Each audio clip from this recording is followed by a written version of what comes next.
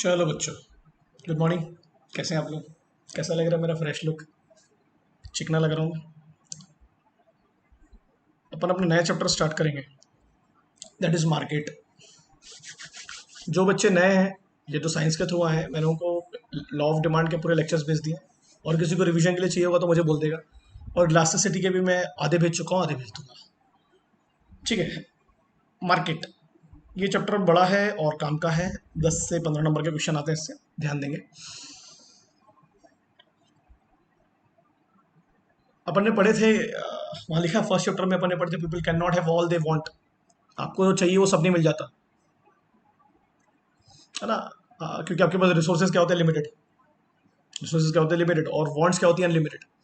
You can not afford everything, you can't afford everything, है ना। No one.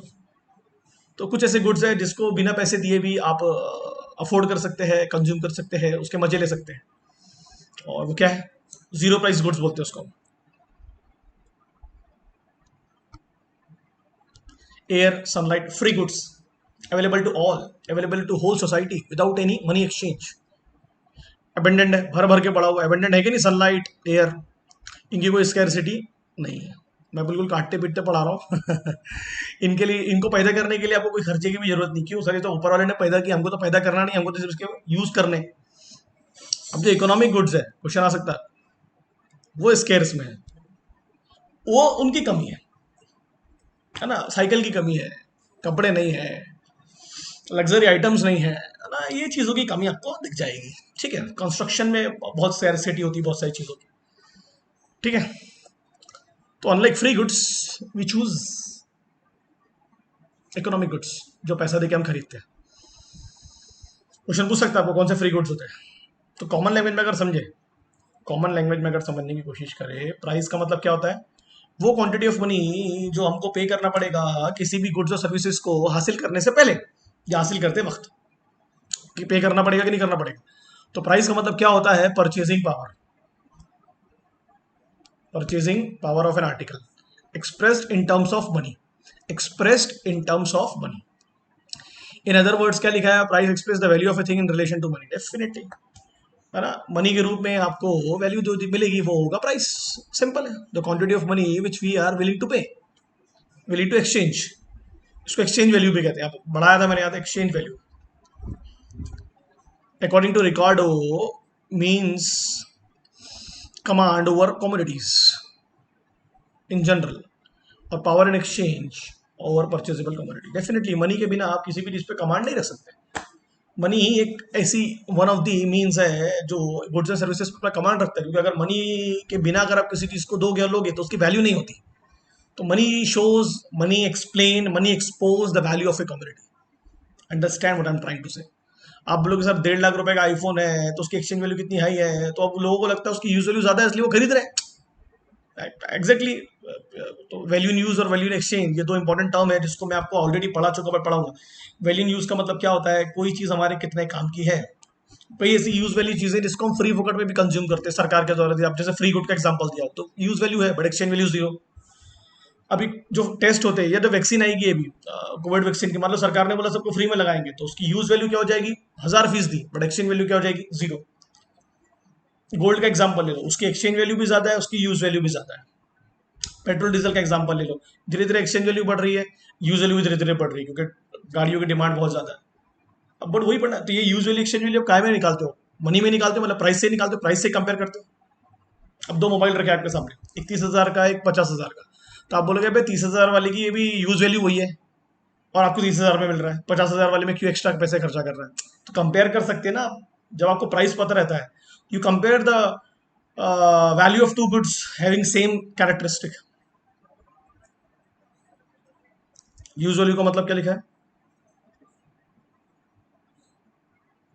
Human satisfy, human wants को satisfy करें। और exchange value का मतलब क्या हो रहा है? उसके बदले में आप कितना पैसा पे कर रहे हैं। क्लियर है कि नहीं क्लियर है? समझ में आया मैंने क्या बोला आप लोगों को? So the amount of money you are willing to pay. फिर आज की तारीख में खुदा, मैं बड़ी ट्रेजेडी सुनता हूँ आजकल। हम लोग डिजिटल एजुकेशन का एग्जांपल ले लो आप। उसकी एक्सचेंज वैल्यू भी ज़्यादा है और नहीं, एक्सचेंज वैल्यू तो कम ज़्यादा है, हाँ डिफर है। यूज वैल्यू बहुत है अच्छी तरीके में डिजिटल एजुकेशन की. It can exchange at low price, at high price, eight medium price, eight moderate price. अभी आप देखिए लोग एडमिट हो रहे हैं, बेड्स नहीं है available. It's like high time. Exchange value बहुत ज़्यादा है. आप 5 लाख में हमारे बंदे को एडमिट कर दो, मगर एडमिट कर दो क्योंकि जान बचानी है. ऐसा है. ठीक है. तो हम लोग सिर्फ कार्य फोकस करेंगे इकोनॉमिक्स पे, एक्सचेंज वैल्यू पे फोकस करते हैं. कितना पे कर रहे हैं आप, उसे समझ में आता है कि आपको उस चीज़ की अहमियत कितनी है. शराब का देख लो, शराब के लिए लोग कितना ही पे करने को रेडी. अब जैसे कि सेंटिमेंटल वैल्यू, आपके क्या इमोशंस जुड़े हैं उससे, ये सब चीज़ों को फोकस नहीं होता. सिर्फ कितना पैसे में आप ले रहे दे रहे वो इंपॉर्टेंट है. क्योंकि कौन सी चीज़ किसको किस तरीके से पसंद आएगी, सब्जेक्टिव कंसेप्ट है, पर्सन टू पर्सन डिफरेंट करता है. ठीक है ना. किसी चीज़ को जज करना about the worth value of a community, अब वो पर्सन टू पर्सन डिफरेंट है. किसी को 100 रुपए की चप्पल भी पसंद आती, किसी को 1000 रुपए की चप्पल भी पसंद आती. बोले काम तो वही कर रही है, सेम घड़ी में भी एग्जाम्पल वही है. तो वो अब वो चीज़ को खरीदने पर आपको क्या वैल्यू मिली वो सब्जेक्टिव कंसेप्ट है. तो हम लोग वैल्यू इन यूज पढ़ ही नहीं रहे, हम लोग पढ़ते हैं वैल्यू इन एक्सचेंज इकोनॉमिक्स में. ठीक है ना. Oil market, wheat market, vegetable market, exchange value. अब हर जगह पर आपको सेम तरह की प्याज रखी मिलेगी, सेम तरीके के आलू रखे मिलेंगे, टमाटर, फिर भी आप अलग अलग जगह पर जाके पूछते हैं. एक्सचेंज वैल्यू की वजह से पता तो है हर जगह सेम ही क्वालिटी का रखा है. ठीक, क्लियर है कि नहीं क्लियर. बायर और सेलर जब मीट करते हैं, मिलते हैं एक मार्केट में, एक जगह पर जिसको मार्केट कहते हैं, बायर और seller meet, discuss about the goods and services. तो what they discuss, price. Say negotiate about price, they never negotiate about use value.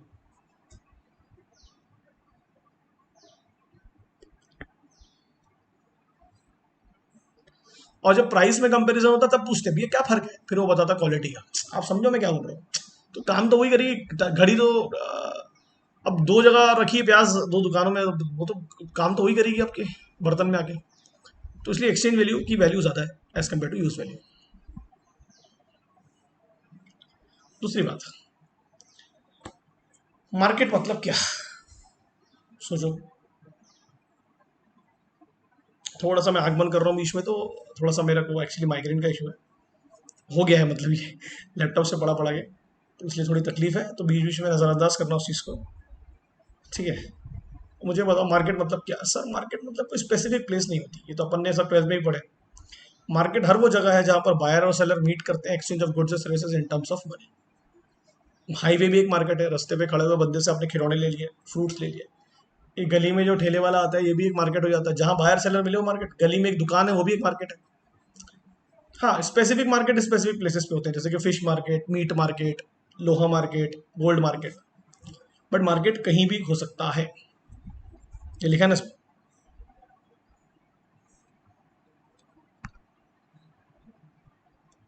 O L x, quicker, ये भी तो मार्केट है आजकल. ऑनलाइन मार्केट भी, तो प्लेस की भी जरूरत नहीं हो, तो सिर्फ ऑनलाइन पोर्टल के थ्रू ही सामान को बेच डालते हैं. क्लियर है, मतलब आपको प्लेस पे जाने की भी जरूरत नहीं है. Through a portal, through a website, you are selling your goods. हम लोग पढ़ने वाले कि कैसे प्राइस को डिटरमाइन किया जाता है, फाइंड आउट कैसे किया जाता है, प्राइस को कैसे किया जाता है. Sir demand supply, demand supply decide करती है बेसिकली फ्री मार्केट इकोनॉमी में प्राइस को. और जहाँ सरकार का रिस्ट्रिक्शन होगा तो रिस्ट्रिक्टेड इकोनॉमी हो जाती है, और गवर्नमेंट डिसाइड करती है. जैसे भी बहुत जगहों पर गवर्नमेंट डिसाइड कर रही है बहुत चीज़ों के दाम. स्पेशली अब रेलवे का एग्जांपल ले सकते हैं. मार्केट में बायर का होना जरूरी है, सेलर का भी. बिल्कुल, कोई एक जगह करेगा क्या होता. कुछ ना, ये दोनों, यस, प्राइस का बार्गेन, ओके, दोनों को नॉलेज है. और one price for product at a given time. Definitely एक चीज़ को एक ही दाम में बेचोगे एक बार में. मतलब एक बंदा जब खरीदेगा तो दो दाम में नहीं खरीदेगा ना, एक ही प्राइस पर खरीदेगा. ठीक है. ऐसा अपन मान के चल रहे हैं. ये एलिमेंट्स है, भूलना मत. क्वेश्चन आ सकता है चार में से एक चीज़ एग्जाम्पल बना करके कैंसिल करके ऑप्शन दे सकता है. अब अलग अलग प्रकार के मार्केट होते हैं on the basis of geographical area, on the basis of time, transaction, regulation, volume, time. उससे पहले क्या लिखा है, on the basis of geographical area. बहुत आसान है यार. अपने गोंदिया का जो फ्रूट मार्केट है, अपने गोंदिया का जो लोहा मार्केट है, अपने गोंदिया अपने शहर का छोटे लोकल मार्केट, क्या लिखा वहाँ पर देखो, local area, region, highly perishable goods, local बोला, फ्रूट्स, बल्कि आइटम्स भी बिकते हैं. इसका ट्रांसपोर्टेशन करना बहुत डिफिकल्ट होता है लॉन्गर पीरियड ऑफ टाइम तक. तो लाए और बेचे, लाए और बेचे, अनइकोनॉमिकल है ना उनको बाहर ले आओगे तो.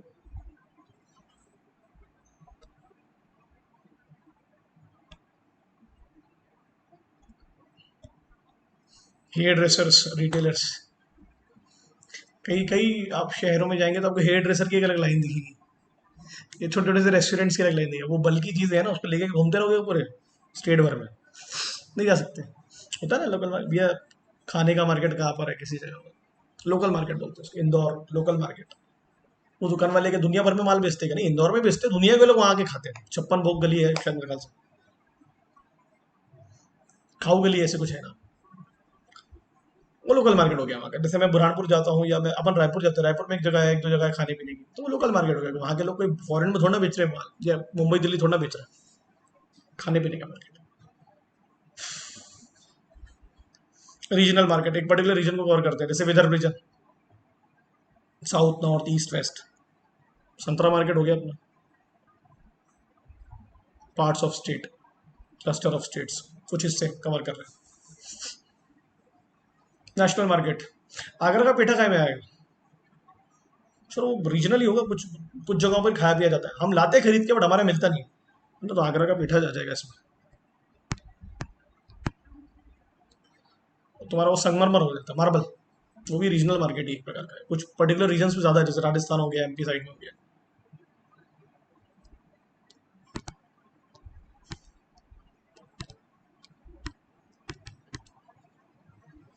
अब आ जाओ नेशनल मार्केट, ओहो हो, नेशनल मार्केट आ गया, जो पूरे देश भर में इसका सामान, एप्पल, बनाना, शुगर केन, ऑयल, गोल्ड, वो तो इंटरनेशनल में भी आ जाएंगे,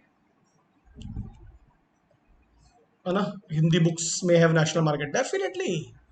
इसको आउटसाइड इंडिया का करोगे बेच के, फिर तो ऐसे देखेंगे तो मराठी की बुक इन महाराष्ट्र वो आएगी रीजनल में, उसका नेशनल मार्केट कहाँ होगा, क्योंकि पर्टिकुलर महाराष्ट्र तक ही सीमित है। एग्जाम्पल तो यही हो गया।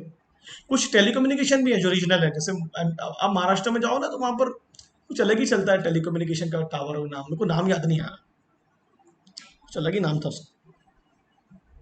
रीजनल मार्केट पर्टिकुलर रीजन तक फिक्स, उससे आगे नहीं। नेशनल मार्केट पूरे देश में, जैसे भीम पे, गूगल पे, भीम पे, ये हमारे जो रुपए उपे है, ये सब नेशनल मार्केट में आएंगे, ये दुनिया भर से थोड़ा चलते हैं इनका काम, ठीक है। इंटरनेशनल मार्केट, ऑयल लिख लो पहले तो उसको, गोल्ड, ये इंटरनेशनल मार्केट है। आईटी सर्विसेज,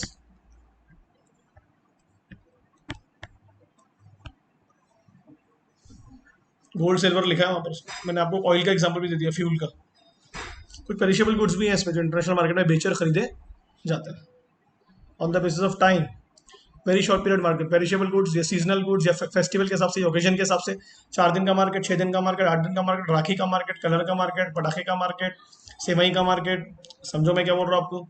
फिश का मार्केट हफ्ते में 2 दिन लग रहा है ना। खोआ खोआ मिलता है उसका मार्केट, घी का मार्केट, ये कुछ इनके मार्केट शॉर्ट पीरियड के, हफ्ते में 1 दिन लग रहा है, 2 दिन लग रहा है, खत्म। इनके सप्लाई को आप चाह के भी बढ़ा नहीं सकते, मतलब ध्यान देना बहुत इंपॉर्टेंट है।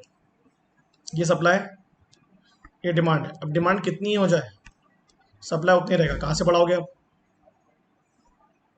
तो इसलिए प्राइस बढ़ता है, फिर देख रहे हो ये ओरिजिनल प्राइस, ये बढ़ गया, पहले इतना था फिर इतना हो गया, क्योंकि डिमांड बहुत ज़्यादा हो जाती है, सप्लाई बढ़ नहीं सकता, सप्लाई फिक्स्ड ना, उससे डिमांड बढ़ेगी तो प्राइस क्या होगा, बढ़ेगा। ऐसा ग्राफ आ सकता है, आप ध्यान रखना, ये जो है ना डिमांड कर्व से, ये D1 D2 राइट वर्ड जा रहे हैं upward side. Short period market, very short period से थोड़े से ज़्यादा है आउटपुट को थोड़ा सा बढ़ा सकते हो आप by increasing the employment of variable factor, हाँ हाँ लेबर को थोड़ा सा ऐड कर लो। हाँ ले दिवाली का मार्केट में 10 दिन का मार्केट है, ठीक है, अब एक हफ्ते बाद अपने एक लेबर और रख ली, है ना। बाकी अदर फैक्टर्स तो कांस्टेंट रहेंगे, ये अपन ने वेरिएबल प्रोपोर्शन वाला लॉ पढ़े थे ना, वही है। थोड़ा सा एडजस्ट कर सकते हो आप, थोड़ा सप्लाई बढ़ा सकते हो, इट्स लाइक दिस। ये डिमांड है आपकी, आपकी डिमांड बढ़ी, बढ़ी ना, सप्लाई को आपने थोड़े से बढ़ाया, थोड़े से, ये पहले इतना था हल्का सा, तो कितना बढ़ाओगे आप, कोशिश करोगे हल्की सी बढ़ाने की कोशिश की, जो है मैं दिखा नहीं पा रहा हूँ आपको, आप समझे ना मैंने क्या बोला आपको, मैं आपको दिखा नहीं पा रहा हूँ, ये ना ऐसा कुछ आएगा, ये ऐसे इतना सही पड़ेगा सप्लाई। लॉन्ग पीरियड मार्केट आपके पास में, लॉन्ग रन दोनों फैक्टर्स को इम्प्रूव कर सकते हैं आप। जैसे मैंने आपको बताया, फूड फूड है ना, Nestle Maggi, Tata salt, automobile sector, long period markets है। आप अपने हर फैक्टर्स को डिमांड के हिसाब से चेंज कर सकते हैं। और नॉर्मली क्या होता है, कौन से प्राइस पर बेचते हैं हम लोग, नॉर्मल प्राइस पर ना, मतलब जितना कॉस्ट लगा उतना हमारा प्राइस रिकवर करके दे रहा है, नॉर्मल प्रॉफिट कमा रहे हैं हम लोग। यानी 8 रुपए की चीज़ को हम लोग 10 रुपए में बेच रहे हैं, 2 रुपए हमारे प्रॉफिट है, ठीक है, इतना ही कमा रहे हैं हम साल भर। सुपर नॉर्मल का मतलब क्या होता है, 8 रुपए की चीज़ को आप 16 रुपए में बेच रहे हो, तो वो शॉर्ट पीरियड में वेरी शॉर्ट में आएगा, बट महंगा बेच रहे हो। जैसे भी तुरंत सबको वेंटिलेटर चाहिए, एम्बुलेंस चाहिए, एम्बुलेंस के प्राइसेस देखो अब जाके, वेरी शॉर्ट पीरियड मार्केट में आ गया, very long period secular market, जिसकी जब इच्छा हो रही जो बेच रहा है, सेक्युलर हो गया ना, कोई किसी को रोक नहीं सकता था। हर प्रकार का बिजनेस में इन्वॉल्व हो गया इसमें, अपने सप्लाई को अपने हिसाब से देख रहा है, डिमांड अपने हिसाब से हो रही है, देख रहा है ना।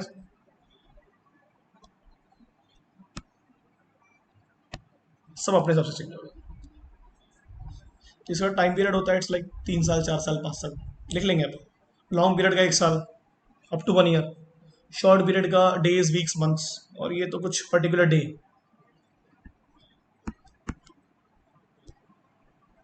On the basis of transaction, spot cash, तुरंत पैसे दो और मान ली जाओ, आज नगद कल उधारी, कई मार्केट होते हैं ऐसे, तुरंत पे करो। कौन से होंगे बताओ सर, पिज्जा हट जाएंगे, मैकडोनल्ड जाएंगे तो उधारी में ले सकते हैं क्या, नाम चाचा का नाम बता सकते हैं क्या, पापा का नाम बता सकते हैं, नहीं नहीं नहीं नहीं, मॉल वॉल में जाके स्पॉट पैसे लो और सामान ले जाओ, पैसे लो और सामान ले जाओ, फ्यूचर मार्केट, समझे। एक सेकेंड बच्चों, 1 सेकेंड, समझ में आया मेरे बच्चों। फ्यूचर मार्केट, ठीक है, transaction involve contract with promise to pay. Future में आपको गुड्स बेचते हैं हम लोग, तो टेक्सटाइल वाला हो गया, कंस्ट्रक्शन में बहुत सारी चीज़ें आ जाएंगी इसमें, पैसे पे कर दिया, माल बाद में आएगा, ठीक है ना। ये ऑनलाइन शॉपिंग ऐसी हो सकती है कि ओनरशिप तो आ गई आपके, बट फ्यूचर में आपको गुड्स मिलेंगे आने वाले 1 हफ्ते में, 2 हफ्ते में, 3 हफ्ते में। कंस्ट्रक्शन वाला एग्जांपल दिया मैंने आपको फ्यूचर मार्केट में, बेहतरीन एग्जांपल है। गोल्ड का होता है, आपको गोल्ड बनवाने दिया आपने, तो वो बनवाई भैया 1 हफ्ते बाद मिलेगा, 2 हफ्ते बाद मिलेगा, फ्यूचर मार्केट में आ सकता है। Regulated market, share market regulated market है सेबी के द्वारा। रेलवे रेगुलेटेड मार्केट है, जहाँ देखो लिखा ना, जहाँ प्राइसेस कौन डिसाइड करती है, गवर्नमेंट या कोई एजेंसी को अपन बैठा के रखते हैं। Unregulated free market, birdie Chandni चौक फ्री मार्केट, अच्छा ऐसा कोई कंडीशन नहीं, नो स्टिपुलेशन। वॉल्यूम, कितना माल बिक रहा है, होलसेल मार्केट बल्क में, B2B होता है बेसिकली, और रिटेल मार्केट B2C होता है बेसिकली। कंपटीशन के आधार पर 4 मार्केट होते हैं, कितने, 4, फटाफट बोलेंगे कौन कौन सा market.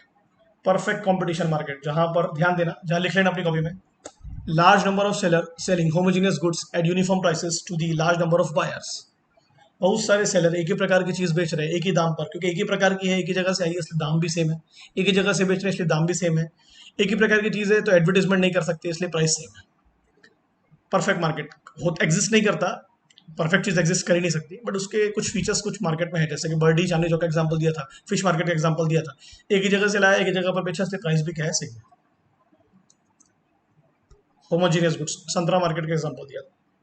Monopolistic market, super market गए हो कभी, सुपर मार्केट में देखते हैं बिस्किट का अलग सेक्शन होता है, साबुन का अलग सेक्शन होता है, कॉस्मेटिक का अलग सेक्शन होता है, एक ही ब्रांड की चीजें रखी रहती है, नहीं नहीं नहीं, सब क्रीम है बट अलग अलग ब्रांड के, सबका कलर अलग, सबका नाम अलग, सबकी पैकेजिंग अलग, सबकी बिस्किट के नाम अलग, पैकेजिंग अलग, अलग अलग। कलर से पहचान जाते हैं, नाम से पहचान जाते हैं, दिख जाता है ना, नफीस टोस्ट कहाँ रखा दिख जाता है, दूर से नेस्ले मैगी कहाँ रखी दूर से दिख जाती है। समझ में आ रहा है क्या बोल रहा हूँ आपको मैं, बिस्लरी की बोतल कहाँ रखी दूर से दिख जाती है, अपने क्लियर आइडेंटिफिकेशन हो जाता है। मोनोपोलिस्टिक, बहुत सारे seller, fairly large, selling close substitutes, एक जैसे नहीं बट क्लोज सब्स्टिट्यूट्स बेच रहे हैं। बिग बाजार is the, super market is the best example.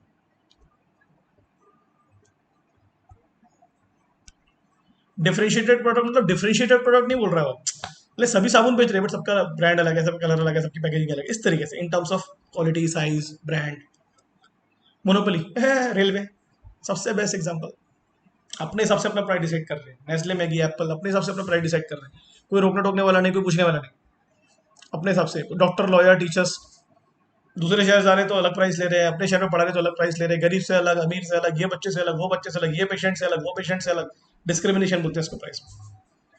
और इनका कोई भी क्लोज सब्स्टिट्यूट नहीं होता है, ये अपने हिसाब से मनमानी करते हैं, मनमानी करते हैं, या आप बोल सकते हैं कि एक अच्छे वे में भी ले सकते हैं, ऐसा नहीं। अब जैसे सरकार की कई जगह पर मोनोपोली है तो सब्सिडाइज भी होती है कई चीजें, ये क्लोज सब्सिट्यूट्स नहीं है। अब बोले तो yippee तो है। अब तुम खुद पूछो, तो मैगी नहीं रहेगी तो yippee लेने से कितना सोचते हो तुम? Oligopoly, few sellers selling identical goods, लिखा है कॉम्पिटेटिव गुड्स। एग्जांपल दो क्या, दो दो एग्जांपल लिख लो। रुपए, debit card, master card, visa card, ये बड़ी कंपनी होगी। बिस्लेरी, एक्वाफिना, किनली, तीन चार कंपनी ऐसी, ऑक्सीजन क्या है। जहां 2 से 10 तक के सेलर लेंगे वो एलिजिबल होगी, few seller. Telecommunication, Idea, Vodafone, Jio, Airtel. यहाँ पर प्राइस को लेके बहुत मारामारी होती है क्योंकि कुछ ही सेलर्स है ना, बहुत बार। और जिनके मैं नाम ले रहा हूँ, डाबर, बैद्यनाथ, पतंजलि, फ्यू सेलर्स। क्या लिखा देखो, ये टेबल देख लो आप, टेबल से समझ में आ जाएगा। सबसे ज्यादा कंट्रोल किसका है प्राइस पे? मोनोपोली का है, लिखा ना।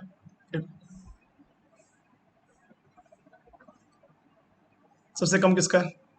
परफेक्ट वाले का है। हो ही नहीं सकता उनका, तो वो तो सेम प्राइस पर ही बेच रहे एक जगह से लाके। क्वेश्चन आ सकता है आपको इस पर। सबसे ज्यादा कंपटीशन कहाँ होगा? मोनोपोलिस्टिक में होगा ना भाई, इतने सारे ब्रांड। यहाँ तो कंपटीशन नहीं होगा, क्लोज सब्सिट्यूट नहीं होंगे, स्मॉल नंबर से। क्लियर है कि नहीं क्लियर है? इतना समझ में आ गया आपको? इतना अगर आपको समझ में आ गया है तो फिर आने वाला अब इसका एक और वीडियो आएगा चैप्टर का, तो दिक्कत ही नहीं है, खेल खत्म। समझ में आ गया क्या बोला? आगे देखो चैप्टर क्या है, कुछ भी नहीं है इस चैप्टर में, रेवेन्यू वाला कंसेप्ट है, यू खत्म करा देंगे आपको। ठीक है, क्या लिखा है? Total revenue, average revenue, marginal revenue. पहले मुझे बताओ टोटल रेवेन्यू का मतलब क्या होता है। सर, कितने प्राइस पर कितना माल मैंने बेचा, तो वो आता है मेरा टोटल रेवेन्यू। क्या लिखा है? 100 यूनिट को 10 रुपए पे बेचा तो टोटल रेवेन्यू कितना हुआ? 1000। ये होता है रेवेन्यू। प्रॉफिट नहीं बोला भाई, इससे तो कॉस्ट माइनस करेंगे तो प्रॉफिट बचता है, प्रॉफिट की बात ही नहीं कर रहे। तो टोटल एक्सपेंडिचर क्या करोगे? माइनस करोगे, फिर जो बचेगा वो आपका प्रॉफिट होगा। ये आपका आ गया फॉर्मूला। एवरेज रेवेन्यू क्या होगा? सर जी, एवरेज रेवेन्यू का फॉर्मूला सिंपल है कि हर यूनिट पे कितना कमाया मैंने, तो total revenue upon quantity sold. तो कितना आया टोटल रेवेन्यू? 1000। क्वांटिटी सोल्ड कितनी आई? मेरे ख्याल से 100 थी ना, 10 रुपए कमाया आपने, ऐसे ही होगा मेरे ख्याल से। हाँ जी, इतना ही होगा, ऐसे ही होगा। मार्जिनल रेवेन्यू कैसे होगा? इसका फॉर्मूला तुम बताओगे मुझे। ये देखो टोटल रेवेन्यू का फॉर्मूला, ध्यान रखना। दो फॉर्मूले दे दिया इसने। Additional, T R N minus 1, या change in total revenue upon change in quantity sold, यही होगा।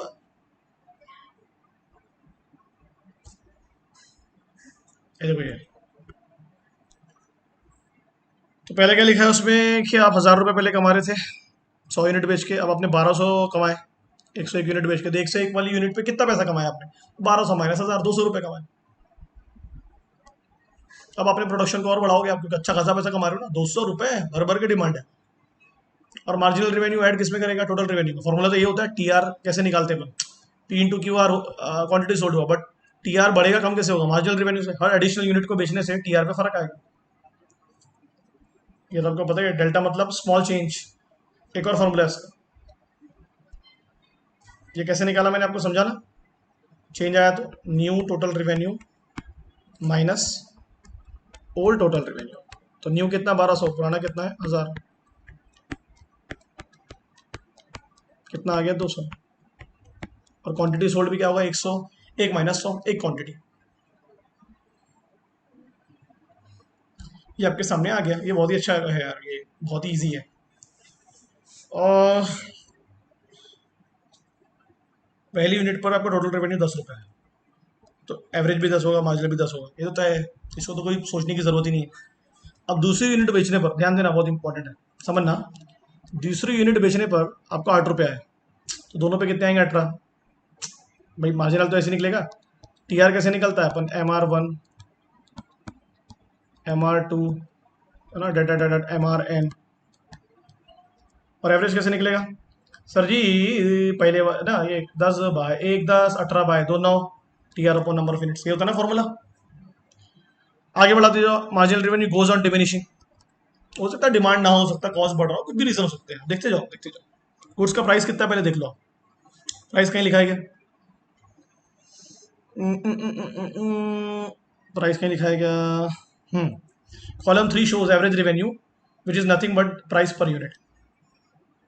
इसको आप average revenue equals to price भी ले लोगे, average revenue equals to price, वहां लिख लेना A R is also known as price. यानी इतना, एवरेज का मतलब क्या था? Per unit. तो इतना तो भाई मेरा खर्चा रिकवर हो जाना चाहिए। मार्जिनल को कभी आप प्राइस नहीं लेंगे क्योंकि वो तो आपका एडिशनल गेन और लॉस होता है। A R equals to P होता है, हमेशा ध्यान रखना, average revenue equals to price. देखते जाओ आगे। Marginal revenue goes on diminishing, why it is diminishing? Because आप मल्टीपल रीजन हो सकते हैं। यहाँ आ जाओ, 5वीं यूनिट पर आपका मार्जिनल रेवेन्यू हुआ 2। ये तो टोटल आपका कैसे आया पता चला ही है, हम ऐड करते जा रहे हैं ना, 24 4 28 है ना, 30, और ये तो धीरे धीरे गिरेगा ही। ये जीरो हुआ, ये हाईएस्ट होगा, और ये अब देखो सुनो, मार्जिनल रेवेन्यू जीरो हो गया, 5 रुपए मतलब एवरेज रेवेन्यू वहाँ 5 रुपए आ रहा है, यानी पर यूनिट पर आप 5 रुपए कमा रहे हो, ये हो गया। अब इससे कम नहीं आने का, मार्जिनल रेवेन्यू तो नेगेटिव हो जाएगा, इससे कम नहीं जाने का। देखो क्या लिखा, और टीआर भी हाईएस्ट है, तो बस 5 रुपए से कम नहीं बेचने का, तो गधे हो तुम। क्लियर है नहीं क्लियर है? Okay, it keeps on falling. तो अपन लिख सकते हैं ना कि जब एम आर जीरो हुआ, टी आर हाइएस्ट हुआ, A R equals to price हो गया, मतलब इससे कम में नहीं बेचना है अपने को, 5 रुपए से कम में कोई गुड्स को नहीं बेचना है। क्लियर है कि नहीं क्लियर है? और ए आर डिमिनिश हो ही रहा है, धीरे धीरे कम हो गई। अब आगे जाके आप देखोगे तो ये होगा, ये तो यहाँ तुम जाएंगे नहीं, हम कहते हैं ये वाली पोजीशन पे तो मुझे जाना ही नहीं है। ठीक है, average revenue keeps on falling showing inverse relationship between price and quantity demand. Price कम हो रहा है, बड़ा माल ज्यादा बेच रहे हो, देख रहे हो ना? पहले 1 यूनिट कितने पे बेच रहे थे? 10 रुपए पे। अभी 6 यूनिट कितने पे बेच रहे हो? 5 रुपए पे। तो इनवर्स रिलेशन ही हुआ ना, A R and quantity demand have inverse relation. मगर मालूम है कौन सा मार्केट है? मगर आपको समझाओगे थोड़ा सा, वहां लिख लेना अपनी कॉपी में। ये वो मार्केट है जहां पर एक नया सेलर या नया प्रोड्यूसर मार्केट में एंटर करने की कोशिश करता है, और हमको लॉ ऑफ डिमांड ये बताता है कि when you want to create a monopoly या want to increase the demand, you have to reduce the price to increase the quantity demand, so that will reduce your revenues, specially marginal and total at diminishing rate. तो ये नया seller के हिसाब से सोचो आप। अब ये भी डिमिनिश होने लगा क्योंकि एमआर जा रहा है निगेटिव। यहाँ तक तो क्लियर हो गया होगा लगता है मेरे को। हुआ कि नहीं हुआ? समझा?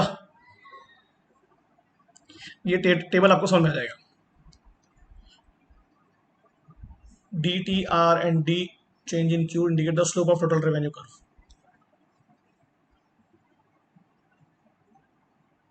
ये देखो आपके सामने बना हुआ है टोटल रेवेन्यू कर्व। इनिशियली क्या हुआ? बड़ा, ये 30 तक गया ना आपके सामने, फिर धीरे धीरे क्या होने लगा? डिमिनिश। मगर वो बड़ा कैसे? जल्दी बताओ मुझे।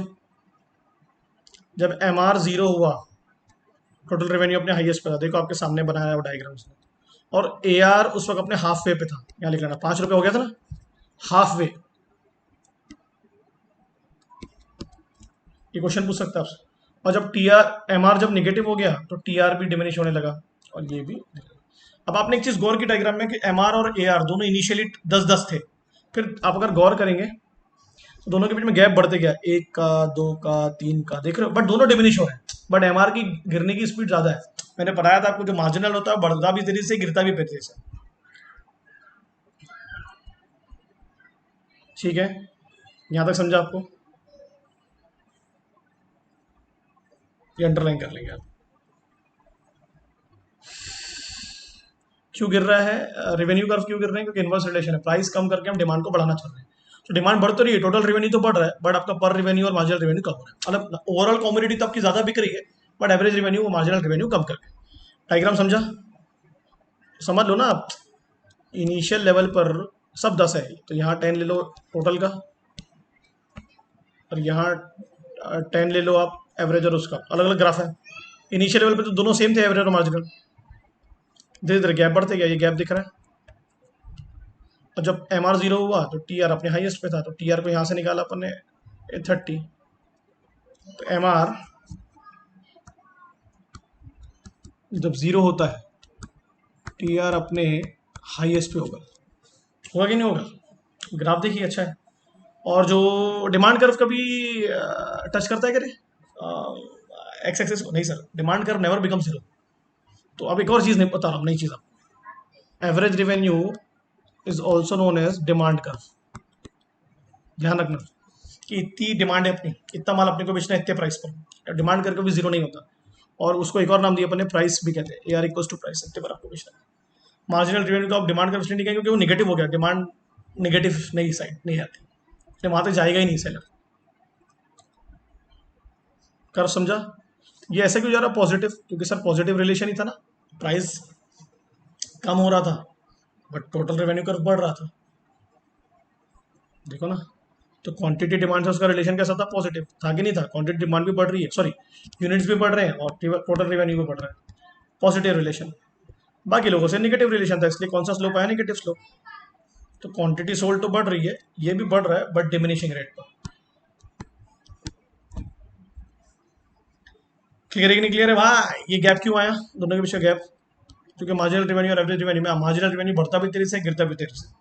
और एवरेज डिमांड कर, एवरेज रेवेन्यू को मैंने और क्या क्या बोला? प्राइस और डिमांड कर, है ना? इतनी डिमांड है आपकी, इसके आगे नहीं जाना, बेवकूफ गधे के अलावा गया। ठीक है, ओके। और जब एम आर जीरो हुआ, क्वेश्चन पूछ सकता है आपको, तो ए आर कहाँ पर है? अपने हाफ वे पे, क्वेश्चन पूछ सकता है आपको। ठीक है, समझ में आया? नॉर्मली मार्केट में ऐसा ही होता है, हर मार्केट की नॉर्मली नॉर्मली चीज़ें यही होती हैं, है ना? यहाँ कुछ लिखा देखो, in all forms of imperfect market, मतलब जहाँ पर कंपटीशन है, सब अपना अपना माल बेच रहे हैं, क्लोज कंपटीशन है, the average revenue of an individual firm always slope like this, क्योंकि हर कोई चाहता है कि मैं प्राइस को कम करके, जो जियो ने किया, और अपनी डिमांड को बढ़ाऊं। ऐसे ही होता है ना, डिमांड कर, प्राइस कम करके, बट प्राइस कितना कम करोगे कि एवरेज रेवेन्यू रिकवर होते रहे, तो P equals to A R, चाहिए जितना खर्चा लगा है उतना तो निकल जाए। इसको ऐसा भी लिख सकते हैं अपन कि P equals to A R equals to A C, जितना खर्चा लगा एवरेज कॉस्ट उतना एवरेज रेवेन्यू, तो प्राइस कम से कम उतना तो रखूंगा मैं। तो इसलिए डिमांड कर्व को हम लोग और क्या बोलते हैं? एवरेज रेवेन्यू का। तो ये सब प्राइस क्या है देखो ना, since the forms of price taker, जो मार्केट डिसाइड करके दे रहा है उस प्राइस पे वो बेच रहा है। मार्केट ने कितना डिसाइड किया? 5 रुपए।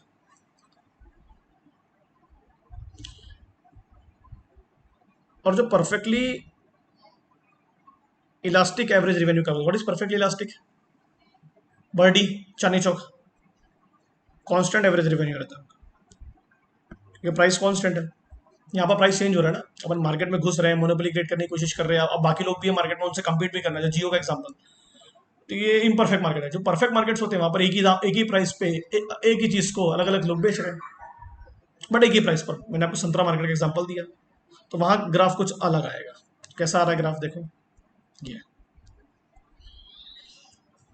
कैसे, प्राइस क्या है? Same,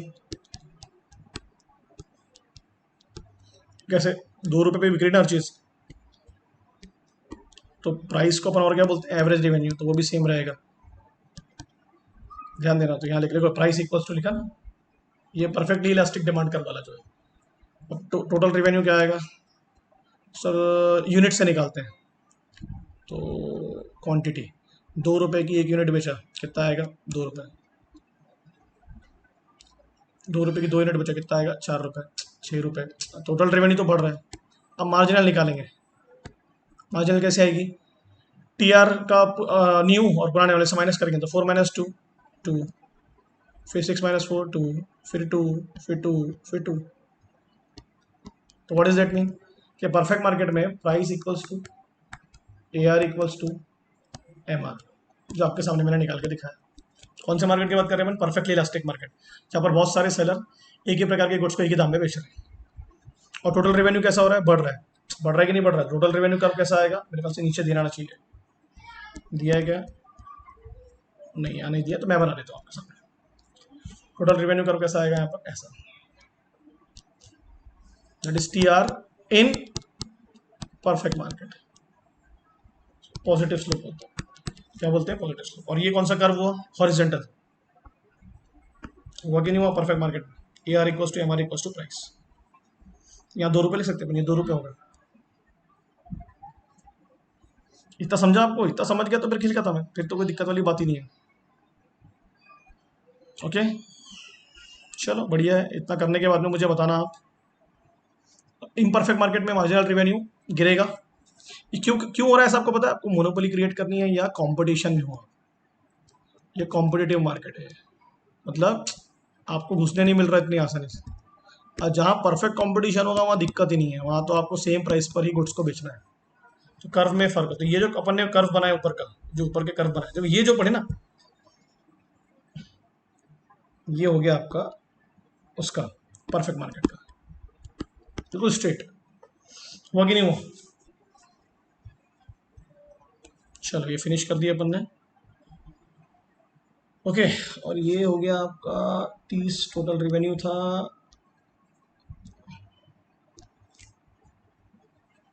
okay,